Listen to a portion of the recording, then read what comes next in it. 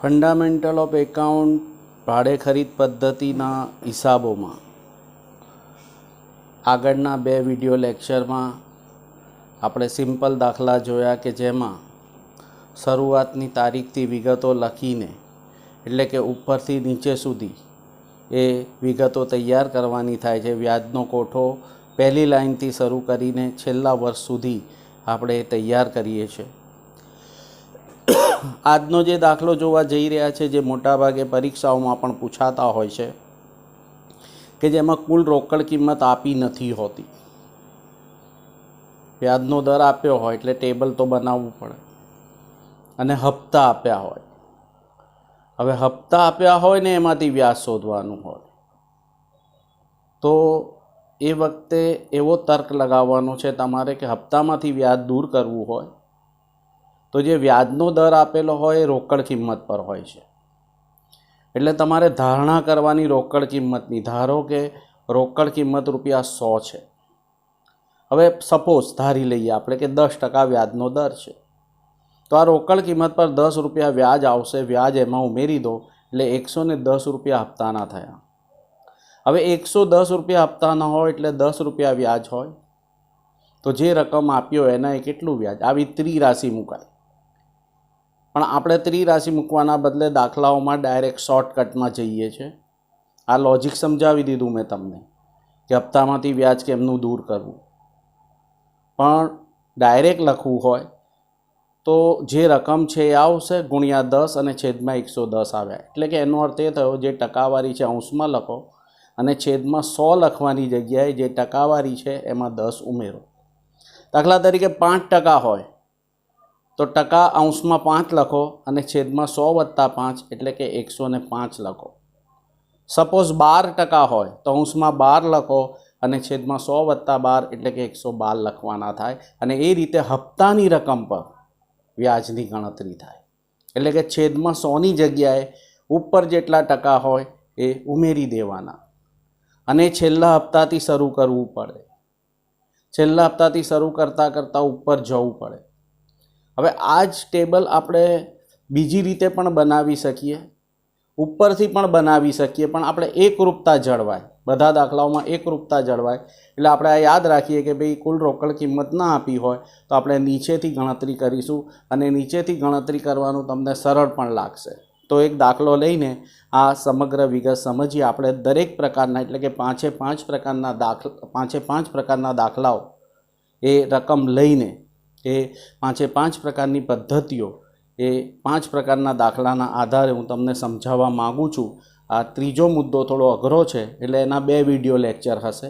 2 video lecture હું તમને આપીશ। આજે આ એક દાખલો છે અને આમાં જ આ જ પદ્ધતિમાં એટલે કે નીચેથી ગણવાનું હોય એમાં કેટલીક વાર એવું હોય છે કે વચ્ચે હપ્તો ખૂટતો હોય છે તો અડધો દાખલો ઉપરથી ગણવાનો હોય છે, અડધો દાખલો નીચેથી ગણવાનો હોય છે। તો એ વિગત પણ આ દાખલા પછીના વિડિયો લેક્ચરમાં આપણે જોઈશું। આજે આ દાખલો જોઈએ છે। હું તમારી સમક્ષ પ્રશ્ન મૂકું છું। અહીંયા આ પ્રશ્ન છે, તમે જોઈ શકો છો 30મો દાખલો છે। અજય 1/1/2006ના રોજ કિશોર પાસેથી એક યંત્ર ભાડે ખરીદ પદ્ધતિથી ખરીદ્યું। તે તારીખે ₹40,000 ચૂકવી આપ્યા। એટલે તાત્કાલિક તરત જ કરાર વખતે ₹40,000 ચૂકવે છે। બાકીની રકમ 10% વ્યાજ સહિત એટલે વ્યાજનો દર આપી દીધો એટલે ટેબલ બને। આ નીચે મુજબ ચૂકવેલ હતી। હવે 31/12, 6, 7, 8, 9, 70, 65, 60, 55 એ રીતે રકમ આપેલી છે અને યંત્ર પર ઘટતી જતી બાકીની પદ્ધતિથી વાર્ષિક 10% લેખે ઘસારો ગણવાનો છે અને ઉપરોક્ત વિગતના આધારે તૈયાર કરો અજયના ચોપડે યંત્ર ખાતું અને કિશોરનું ખાતું અને કિશોરના ચોપડે અજયનું ખાતું। તો આપણે બંને વિગતો જોઈશું કઈ રીતે એ તૈયાર થાય। પણ અહીં એક મુદ્દો ખાસ ધ્યાનમાં લેજો કે આ વખતની તમારી જે પરીક્ષાઓ છે ઓનલાઈન એજ્યુકેશન આપવાનું થવાથી 2 કલાકનું જ ક્વેશ્ચન પેપર હશે અને 2 કલાકનું ક્વેશ્ચન પેપર હોય તો આટલો મોટો દાખલો ન પૂછાય। એટલે કે આ બંને ખાતા બનાવવાનું એવું ન પૂછાય। કદાચ એકાદ ખાતું બનાવવાનું પૂછાય અને કદાચ એકાદ વર્ષની આમ નોંધ પૂછાય। આ વિગત ગણવાની હોય પણ એની સાથે આ બધું આટલું બધું ન હોય। કોઈ એકાદ વિગત હોય, કાં તો કિશોરના ચોપડે અજયનું ખાતું હોય, કાં તો અજયના ચોપડે એકલું યંત્ર ખાતું અને અજયના ચોપડે એકલું કિશોરનું ખાતું એવું પણ પૂછી શકે। તો જે રીતે પૂછ્યો એ રીતે જ લખવાનું, એવું નહીં કે આંખો બંધ કરીને બધા જ ખાતા બનાવી દીધા, બધું જ લખી દીધું, એવું નહીં. જે માંગ્યું છે એ રીતે તમારે વિગત જોવાની. તો હવે અહીંયા આ ટેબલ બનશે, એટલે હું લખી દઉં છું વ્યાજ ગણતરીનું કોષ્ટક કે વ્યાજ ગણતરીનું ટેબલ. એમાં આપણે 6 મુદ્દા જોઈએ છે. આ 6 મુદ્દામાં પહેલો મુદ્દો તારીખનો હોય છે. આ રોકડ કિંમતની શરૂની બાકી હોય છે. પછી જે હપ્તો હોય એ લખાય, પછી વ્યાજ એમાંથી જુદું પડે, અને અહીંયા રોકડ કિંમત પેટે કેટલા ચૂકવ્યા એ આંકડો આવે. એટલે કે આ ત્રીજામાંથી ચોથું બાદ કરીને આંકડો આવે. અને છેલ્લે રોકડ કિંમત પેટે કે રોકડ કિંમતની પેટે નહીં તો રોકડ કિંમતની આખર બાકી. છઠ્ઠો મુદ્દો છે જે બીજા મુદ્દામાંથી આ પાંચમો મુદ્દો બાદ કરીને મેળવાય. હવે અહીંયા જે તારીખો આપી છે, તમારી જે વિગત શરૂ થઈ રહી છે એ વિગત 1/1/6થી શરૂ થાય છે. જુઓ, એટલે હું અહીંયા લખીશ 1/1/6. પછીની તારીખ છે 31/12/6, ત્યારબાદ 31/12/7, 31/12/8 અને છેલ્લે 31/12/9. હવે આમાં આપેલું છે બધા હપ્તા. જુઓ, તો જે આપેલું છે લખી દઈએ. કરાર કરતી વખતે તરત જ ચૂકવાય છે 40,000, એટલે અહીંયા 40,000નો હપ્તો લખી દઉં. અને બાકીની રકમોમાં 70,000, 65,000, 60,000, 55,000 આ રીતની સમગ્ર વિગતો છે. અહીંયા તમે જોઈ શકો છો.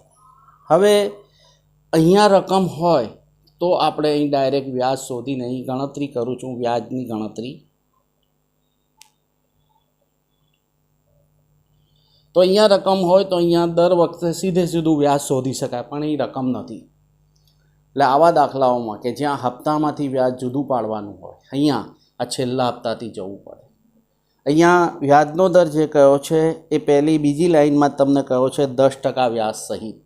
એટલે 10% વ્યાજનો દર છે. એટલે આ પહેલી રકમ આ લેવાની, અહીંયા 55,000, એને 10 અને છેદમાં 100માં એ ઉમેરવાના, 10 ઉમેરવાના, એટલે 110. અને આ રીતે તમે જો ગણતરી કરશો તો આંકડો આવશે 5,000. એટલે આ પહેલી વિગત શોધી, વ્યાજ શોધ્યું, 5,000 મળ્યું, એ અહીં લખો. એટલે કે આ પહેલો મુદ્દો શોધાયો. હું અહીંયા 1 કરીને લખું છું, તમને ખ્યાલ આવે કે 5,000. હવે 55,000નો ટોટલ હપ્તો, એમાં 5,000 વ્યાજ. અહીંયા આ 55,000માંથી 5,000 વ્યાજ કઈ રીતે શોધ્યું? તો પહેલી ફિલોસોફી, હપ્તા પર વ્યાજ હોય તો ધારણા કરવી પડે. ધારો કે રોકડ કિંમત 100 વત્તા વ્યાજ 10 એટલે 110, 110 એ 10 તો 55,000 કેટલા? એટલે શોર્ટકટમાં આપણે આવી જઈએ તો જે રકમ હોય લખવાની, અંશમાં ટકા લખવાના, છેદમાં 100માં એટલા ટકા ઉમેરી દેવાના. તો આ પહેલો મુદ્દો મળ્યો. એટલે કે અહીં પહેલા મુદ્દા તરીકે મેં અહીંયા લખ્યું. હવે 55,000 હપ્તો છે, એમાંથી વ્યાજ જાય, એટલે કે ત્રીજામાંથી આ ચોથું બાદ થાય. એટલે રોકડ કિંમત પેટે ચૂકવ્યા હશે 50,000. આ બીજો મુદ્દો. અને આ બધું પતી જાય, છેલ્લા હપ્તામાં બધું પતી ગયું હોય એટલે 50,000 ચૂકવ્યા, 50,000 પતી ગયા. હવે આ 50,000 ચૂકવ્યા તો અહીં શરૂમાં કેટલા બાકી હશે? તો જેટલા ચૂકવ્યા એટલા, 50 ચૂકવ્યા એટલે શરૂમાં 50,000 રૂપિયા બાકી હશે. આ ત્રીજો મુદ્દો મેળવવાનો. અહીં જે હોય રકમ એટલા બાકી હોય, કેમ કે અહીં કંઈ નથી. અહીં હોય તો એની અંદર આ ઉમેરવા પડે અને આટલા બાકી છે, કેમ કે આમાંથી આટલા ચૂકવ્યા એટલે આટલા વધ્યા. એટલે આમાં આ ઉમેરો એટલે આ રકમ મળે. હવે જુઓ, આ છેલ્લી લીટીમાં છેલ્લા હપ્તામાં આપણે આ રીતે વર્ક કર્યું. હવે શું કરવાનું? હવે આ 50,000 અહીં શરૂની બાકી છે, એટલે આગળના એમાં એ આખર બાકી હશે. આ ચોથો મુદ્દો. એટલે કે અહીં જે શરૂની બાકી હોય એ અહીંયા આખર બાકી હોય, અહીં જે આખર બાકી હોય પછીના વર્ષમાં શરૂની બાકી થઈ જાય. એટલે આ 50,000 રૂપિયા છેલ્લે ચૂકવવાના બાકી આવ્યા અને એ 2008ના વર્ષમાં હપ્તો છે 60,000. એટલે અહીં જુઓ, હવે તમને આ સ્પષ્ટ દેખાશે કે આ બે જ આંકડા છે, તમારે કન્ફ્યુઝ થવાની જરૂર નથી. આ બે જ આંકડા છે. એટલે બીજા વર્ષે વ્યાજની ગણતરીમાં 50,000 બાકી હતા એ તો લખવાના જ, 60,000 બીજા લખવાના આ છે એટલે 1,10,000 થાય. એના 10% છેદમાં 110, કેમ કે હપ્તા પર છે. અને આ રીતે 0 કાઢીને 1,10,000ને 11થી ભાગશો એટલે 10,000 વ્યાજ આવશે. આ તમારો પાંચમો મુદ્દો છે. એ પાંચમો મુદ્દો હું અહીંયા લખું છું, 10,000 વ્યાજ એ અહીંયા લખું છું, પાંચમો મુદ્દો. હવે 60,000માંથી 10,000 વ્યાજના ગયા એટલે રોકડ કિંમત પેટે ચૂકવેલા 50,000 આવે. એટલે કે આ તમારો છઠ્ઠો મુદ્દો. હવે 50 ચૂકવી દીધા ને હજુ 50 બાકી રહ્યા, 50 ચૂકવી દીધા ને હજુ 50 બાકી રહ્યા, તો શરૂમાં કેટલા હશે કે જેમાંથી 50 ચૂકવ્યા પછી 50 બાકી રહ્યા? તો આ બંનેનો સરવાળો કરવાનો. આ બંનેનો સરવાળો કરો એટલે શરૂમાં થોડું લોજિક પણ લગાવવાનું કે અહીં કોઈ આંકડો છે એમાંથી આટલા બાદ થાય છે એટલે આટલા વધે છે. એનો અર્થ કે આ જે આંકડો વધે છે એમાં જે બાદ થયેલા ઉમેરી દો એટલે શરૂમાં આટલા છે, 1,00,000 છે. તો આ રીતે આ સાતમો મુદ્દો મળ્યો. ટૂંકમાં આ બે રકમનો સરવાળો. આ બધું પ્રેક્ટિસથી જ આવડશે અને લોજિક લગાવવાથી જ ખબર પડશે. આ 1,00,000 રૂપિયા આખરની બાકી છે, અહીં આવી જાઓ, એ શરૂની થઈ જશે. એ આઠમો મુદ્દો આપણો. અને ફરી પાછી એ જ ફિલોસોફી, જો અહીંયા 1,00,000 છે, અહીં હપ્તો 65 છે, એટલે 1,00,000માં 65,000 ઉમેરવાના એટલે 1,65,000 થાય. એના 10 110, 0 કાઢીને 1,65,000ને 11થી ભાગો એટલે 15,000 આવશે. આપણો નવમો મુદ્દો છે એ વ્યાજ છે. એ નવમો મુદ્દો અહીંયા હું મૂકું છું, વ્યાજમાં મૂકું છું. અને એ મૂક્યા પછી આ 65માંથી વ્યાજ જાય એટલે રોકડ કિંમત પેટે આ 10મી વિગત આવી, આટલા ચૂકવ્યા હશે. 50,000 ચૂકવ્યા પછી 1,00,000 બાકી રહે છે, તો શરૂમાં કેટલા હશે? તો આ 1,00,000માં 50,000 ઉમેરી દો. આ બાદ થાય છે પછી આવે એટલે આમાં આટલા ઉમેરી દો એટલે 1,50,000. એટલે બીજા શબ્દોમાં કહીએ તો અહીંયા આ જે બીજો મુદ્દો તૈયાર થાય છે એ આપણો પાંચમા અને છઠ્ઠા મુદ્દાનો સરવાળો છે. એક હિન્ટ તમને અહીંયા આપી દીધી, આ પાંચમા અને છઠ્ઠાનો સરવાળો, એટલે આ મુદ્દો તૈયાર થતો જશે. એટલે આ મુદ્દો 11મો મુદ્દો થયો. અને એને અહીં શરૂમાં લઈ આવો, આખરમાં લઈ આવો શરૂમાંથી, એટલે 12મો મુદ્દો થયો. અને અહીંયા આ 1,50 અને 70 એટલે કે 2,20,000 ગુણ્યા 10/110 એટલે જવાબ આવશે 20,000. આ 13મો મુદ્દો થયો. જે 20,000 વ્યાજ છે હું અહીં લખું છું, આ 13મો મુદ્દો. આ આંકડા તમારી સમજૂતી માટે લખી રહ્યો છું. તમને સમજૂતી આવડે તો આ બધું 1 2 3 4 લખવાની જરૂર નથી. 70માંથી 20 વ્યાજ ગયું એટલે રોકડ પેટે 15,000 આવશે, જે આપણો 14મો મુદ્દો. અને અહીં કોઈ આંકડો હતો એમાંથી આ બાદ કર્યું એટલે આટલા વધ્યા. અહીં કયો આંકડો હશે? તો 1,50માં આ આંકડો, એટલે કે છઠ્ઠામાં પાંચમો ઉમેરી દો. પાંચમો અને છઠ્ઠાનો સરવાળો કરો, શરૂમાં 2,00,000 હશે. અને એ રીતે આ 15મો મુદ્દો થયો, જે અહીંયા હું આખર બાકીમાં મૂકીશ. આ પહેલા જ દિવસની વિગત છે, આમાં વ્યાજ ના હોય એટલે 2,00,000. એટલે આમાં વ્યાજ ન હોય એટલે રોકડ કિંમત પેટે પણ 40 જ ચૂકવેલા હોય. એટલે આ 17મો મુદ્દો લખવો પડે. અને અહીંયા શરૂમાં શું હશે? તો 2,00,000 વધ્યા છે 40 ચૂકવ્યા પછી. તો 40 ચૂકવ્યા પહેલાં કેટલા હોત? તો 2માં 40 ઉમેરી દો, 2,40,000. અને એ રીતે આ 18મો મુદ્દો એ આપણને મળી જાય છેલ્લે, અને આ રીતે આ સમગ્ર ટેબલ પૂરું થાય. હવે આ 2,40,000 પર ઘસારો ઘટતી જતી બાકીની રીતે છે, એટલે હું અહીંયા ઘસારો તમને બતાવી દઉં. તો મૂળ કિંમત 116 છે, 2,40,000 બાદ ઘસારો. હવે ઘસારો અહીંયા તમને કયો છે, ઘટતી જતી બાકીથી 10%, એટલે 24,000 ઓછા થાય, એટલે 2,16,000. આ 16નો ઘસારો. પછી 6નો ઘસારો, સોરી 16નો નહીં 6. પછી અહીં 7નો ઘસારો 10%, 21,600. 10માંથી 6 જાય 4, 5માંથી 1 જાય 4, 1,94,400. પછી આ 8નો ઘસારો 19,440. 1 મીંડું ઓછું કરી દેવાનું.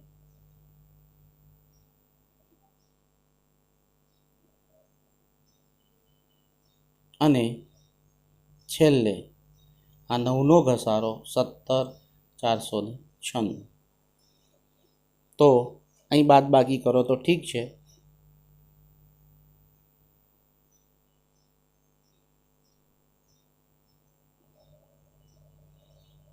પેલા ખાતામાં તાળો મેળવવા ચાલશે, બાકી ન કરો તો પણ વાંધો ન આવે. તો આ રીતે આ સમગ્ર વિગત પૂરી થાય છે. હવે અહીંયા તમારી પાસે 2 વિગતો માંગી છે, અજયના ચોપડે યંત્ર ખાતું અને કિશોરનું ખાતું. તો એ જોઈ લઈએ. અજયના ચોપડે યંત્ર ખાતું. હવે અજય જે છે, અહીંયા અજયે ખરીદ્યું છે, એટલે અજય ખરીદનાર છે. તો અહીંયા આપણે જોઈ લઈએ એના ચોપડે યંત્ર ખાતું અને આ કિશોરનું ખાતું.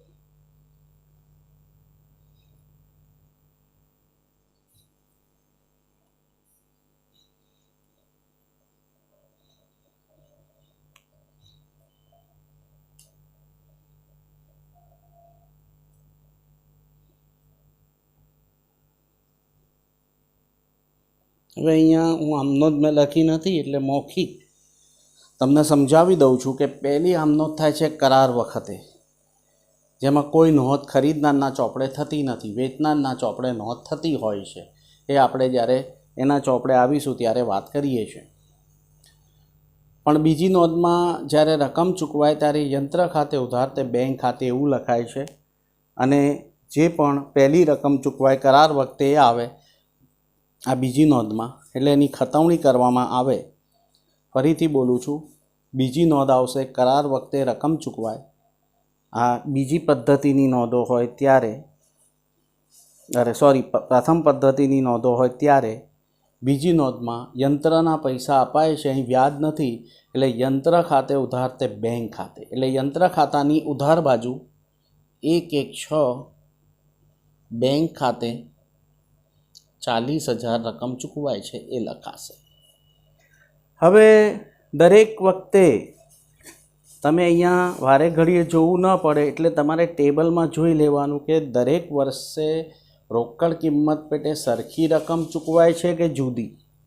તો અહીં 5મા ખાનામાં તમે જોશો પ્રશ્નમાં, હું અહીંયા તમને અહીં બતાવી દઉં.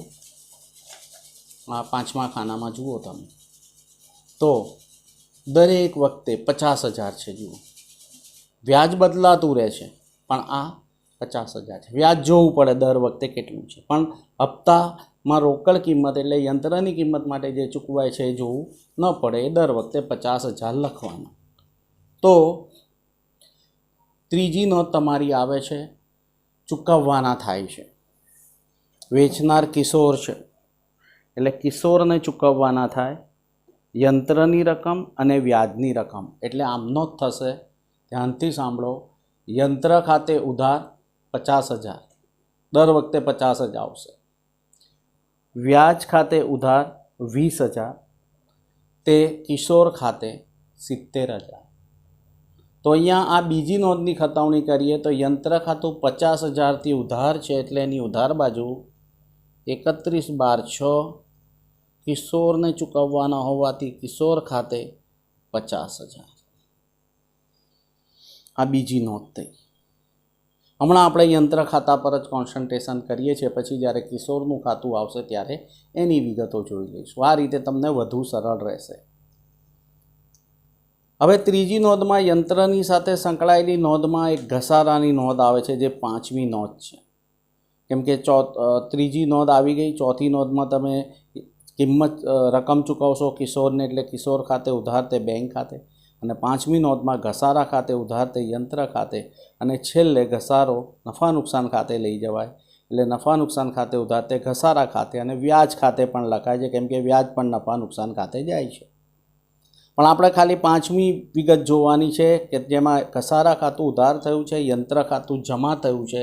એટલે અહીંયા 31/12/6ના રોજ ઘસારા ખાતે, અને એ 24,000 છે. હવે દર વર્ષે આ બે નોંધો થશે, આ એક અને આ બે. દર વર્ષે આ નોંધ એક જ વાર થાય કરાર વખતે, બાકી દર વર્ષે આ બે નોંધ અને બાકી આગળ લઈ ગયા અને ઉધાર બાજુ બાકી આગળ લાવ્યા. તો 66,000 117 બાકી આગળ લાવ્યા 66,000, અને બીજા વર્ષે પણ યંત્રના ચૂકવાશે એટલે યંત્ર ખાતે ઉધાર, વ્યાજ ખાતે ઉધાર તે કિશોર ખાતે, પણ યંત્રના તો 50 જ છે. અને આ બાજુ પર 31/12/7 ઘસારો આવશે. પેલું જે ઘસારો તમે દર વર્ષે ગણ્યો છે, બીજા વર્ષે ઘસારો છે 21,600, એટલે અહીંયા 21,600 લખાશે. અને ફરી પાછું બાકી આગળ લઈ ગયા, એટલે કે આ રીતે 6 ને 4 10, 2 ને 4 6, 2 ને 9 11, 94,400. એ 1/1/8ના રોજ બાકી આગળ આવશે 94,400ની.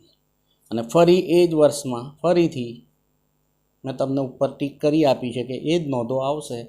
કિશોર ખાતે 50,000 છે, અને ઘસારા ખાતે આપણે દર વર્ષે જોવું પડે 19,440, એટલે 19,440.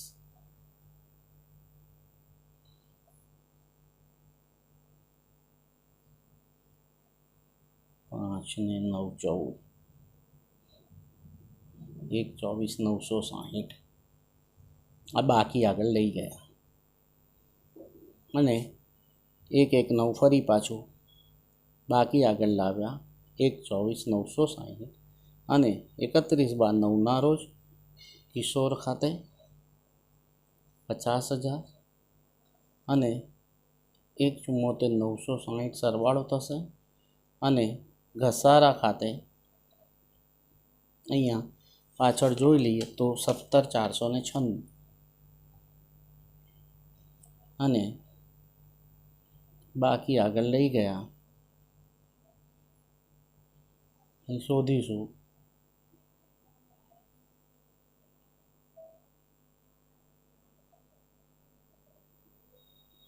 1/57/464, એટલે 1/1/10ના રોજ ખાલી ફોર્માલિટી છે, બાકી આગળ લાવ્યા કરીને 1/57/464 લખી દેવાના. અને અહીંયા આ વિગત પૂરી થઈ જાય, યંત્ર ખાતું પૂરું થઈ જાય. ટૂંકમાં આ એક જ નોંધ વધારાની કરાર વખતની આવે, બાકી બધા નોંધમાં કિશોરને કેટલા ચૂકવવાના છે, વેચનારને કેટલા ચૂકવવાના છે એ લખવાનું. અહીંયા ઘસારો. હવે આમાં જુઓ, કિશોરના ખાતામાં કિશોર સાથે સંકળાયેલી નોંધો તમે 6 નોંધોને તમારી નજર સમક્ષ લાવો એટલે તમને ખ્યાલ આવશે કે કિશોરની નોંધ આવે છે એક તો ત્રીજી, દર વર્ષે ત્રીજી અને આમ પહેલી થઈ જશે. એ નોંધ શું આવે છે તો કે કિશોરને ચૂકવવાના છે શેના? યંત્ર અને વ્યાજના. તો યંત્ર ખાતે ઉધાર 50,000 પહેલા વર્ષે, વ્યાજ ખાતે ઉધાર 20,000, તે કિશોર ખાતે 70,000 એ એને ચૂકવવાના થયા. એટલે કિશોરનું ખાતું જમા થાય છે. એટલે જમા બાજુ 31/12/7ના રોજ 31/12/6ના રોજ એને કિશોરને યંત્રના અને વ્યાજના ચૂકવવાના છે 50,000 અને 20,000. અને ચોથી નોંધમાં કિશોરને ચૂકવાઈ જાય એટલે કિશોર ખાતે ઉધાર તે બેંક ખાતે. તો કિશોરનું ખાતું ઉધાર છે, બેંક ખાતું જમા છે. એટલે 31/12/6ના રોજ બેંક ખાતે 70,000. અને આ ખાતું તમે ફટાફટ આ રીતે દર વર્ષે તમે જોઈ લો કે યંત્રના કેટલા, વ્યાજના કેટલા. એટલે કે 31/12/7માં તમારે જોવાનું, ખાનામાં યંત્રના તો દર વખતે 50 જ છે એટલે 50 લખી દઈશું. અને વ્યાજના 15 છે અને આ ચૂકવાઈ જાય છે બેંક ખાતે. દર વર્ષે સેમ નોંધો એટલે સેમ ખતમની રકમો બદલાતી રહે.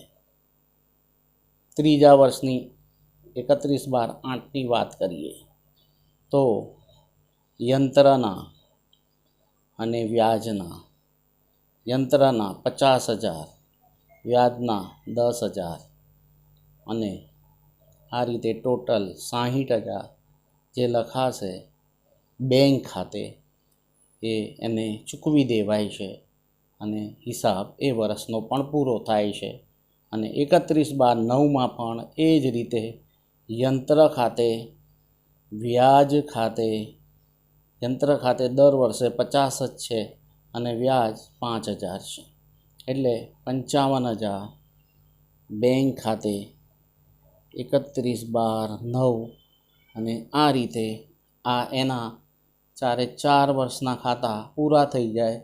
કેટલું ચૂકવવાનું હતું, શેનું યંત્રનું, વ્યાજનું ચૂકવવાનું, ચૂકવી દીધું. આ રીતે બધી નોંધો એના ખાતામાં થશે. હવે એના પછીની વિગતમાં આપણે આવીએ તો વેચનારના ચોપડે, જે બહુ ઓછું પૂછાતું હોય છે પણ પૂછાય તો આ જ પૂછાય મોટા ભાગે. કિશોરના ચોપડે એટલે કે વેચનારના. એમાં અહીંયા પ્રશ્નમાં હું જોઈ લઉં તો અજયનું ખાતું પૂછ્યું છે. હવે અજયનું ખાતું અહીંયા જે પહેલી પદ્ધતિઓ હોય કે બીજી હોય, બંનેમાં એક જ પ્રકારે નોંધ થાય છે. એટલે કે પૂરેપૂરી રકમ અહીંયા યંત્રની લખાતી હોય છે.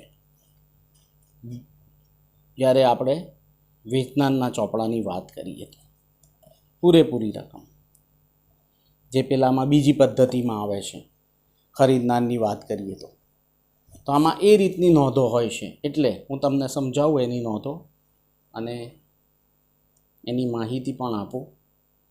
તો અહીંયા પહેલાંમાં આપણે લખીએ છીએ કરાર કરવામાં આવે ત્યારે, અને એવું લખીએ કોઈ નોંધ થશે નહીં.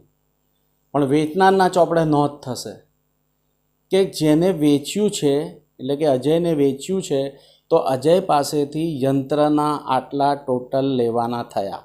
પહેલા દિવસે જ નોંધ કરી દેવામાં આવે. એટલે અજયનું ખાતું એટલી રકમથી ઉધાર થાય. ટોટલ જે રોકડ કિંમત છે યંત્રની, જે 2,40,000 છે, એ ઉધાર કરી દેવાના, આટલા લેવાના છે. અને પછી દર વર્ષે જે મળતા થાય એનો હિસાબ થાય. એટલે અહીંયા કિશોર એટલે કે વેચનારના ચોપડે હું તમને જે નોંધો આવે એ બોલી જાઉં તો પહેલી નોંધમાં અજયને ખાતે ઉધાર થશે અને યંત્ર વેચ્યું છે એટલે યંત્ર વેચાણ ખાતું જમા થશે. એટલે કે 1/1/6 રોજ અજયના ખાતાની ઉધાર બાજુ પર ખતવણી થશે યંત્ર વેચાણ ખાતે, ટોટલ 2,40,000. કરાર વખતે રકમ મળે છે, આને કિશોરને વેચનારને રકમ મળે છે, અજય પાસેથી રકમ મળે છે. હવે આનો હિસાબ હવે બધો અજય સાથે થઈ ગયો. યંત્રથી કોઈ લેવા દેવા નહીં. યંત્રના લેવાના હતા એટલા લખી દીધા. કોની પાસેથી? તો કે અજય પાસેથી. હવે જે મળશે ત્યાં અજયનું ખાતું સંકળાયેલું હશે એટલે એમાં અજય ખાતે આવી જશે. એટલે રકમ મળી તો બેંક ખાતે ઉધાર તે અજય ખાતે 1/1/6 રોજ રકમ મળે છે. અજયનું ખાતું જમા છે, બેંક ખાતું ઉધાર છે, એટલે અજયના ખાતાની જમા બાજુ અંદર બેંક ખાતે લખવાનું અને એ દિવસે 40,000 મળે છે. એના પછી ત્રીજી નોંધમાં એની પાસેથી અજય પાસેથી રકમ લેવાની થાય. કઈ રકમ લેવાની થઈ? તો કે વ્યાજની રકમ લેવાની થઈ 31/12/6 રોજ વ્યાજની રકમ લેવાની થઈ. યંત્રની રકમ લેવાની થઈ પૂરેપૂરી એકવાર આવી ગઈ, હવે વારે ઘડીએ ન આવે. તો વ્યાજનું લેવાનું થયું એટલે અજય ખાતે ઉધાર તે વ્યાજ ખાતે 31/12/6 એટલે અજય ખાતાની ઉધાર બાજુ વ્યાજ ખાતે પહેલા વર્ષમાં વ્યાજ 20,000 છે, 20,000 લખાશે. અને પછી અજય પાસેથી રકમ મળશે એટલે કે બેંક ખાતું ઉધાર થશે અને અજયનું ખાતું જમા થશે. એટલે 31/12/6 એની પાસેથી મળે છે ટોટલ હપ્તો અને વ્યાજ મળીને 70,000. એટલે અહીં 70,000 લખાશે અને એ લખ્યા બાદ બાકી આગળ લઈ ગયા.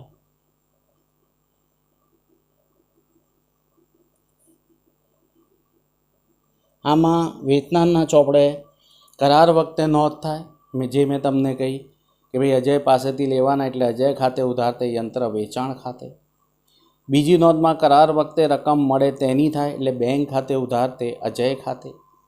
ત્રીજી નોંધમાં વર્ષ આખરે વ્યાજના લેવાના થાય, કેમ કે યંત્રના લેવાના તો પૂરેપૂરા એકવાર લખી દીધા એટલે હવે વારે ઘડીએ લખવાની જરૂર નહીં. વારે ઘડીએ વ્યાજના લખાશે, એ હજુ નથી લખ્યા. એટલે અજય પાસેથી લેવાના હોવાથી અજય ખાતે ઉધાર તે વ્યાજ ખાતે. પછી અજય પાસેથી રકમ મળે એટલે બેંક ખાતે ઉધાર તે અજય ખાતે. અને આમાં ઘસારાની નોંધ આમાં ન હોય, કેમ કે આણે તો યંત્ર વેચી દીધું છે એટલે ઘસારો એ નહીં ગણે. પણ વ્યાજની નોંધ, વ્યાજ એ નફા નુકસાન ખાતે આવક તરીકે લઈ જશે, જમા કરશે. એટલે વ્યાજ ખાતે ઉધાર તે નફા નુકસાન ખાતે પહેલા વર્ષે 20,000 રૂપિયા લખાશે. દર વર્ષે આવી જ નોંધ રકમો બદલાતી રહેશે. હવે બીજા વર્ષે અહીંયા 1,50,000 આવે છે. હવે બીજા વર્ષે પણ એની પાસેથી જે વ્યાજના લેવાના થાય એ લખાય 15,000 અને 31/12/7 એના પાસેથી રકમ મળી એટલે એના ખાતાની જમા બાજુ. હવે આ દર વર્ષે આ એક નોંધ, આ નોંધ અને બાકી આગળ લઈ ગયા, બાકી આગળ લાવ્યા, એ મુદ્દો દર વર્ષે આવશે. એટલે મેં ત્યાં નિશાની કરી દીધી કે આ દર વર્ષે આવે.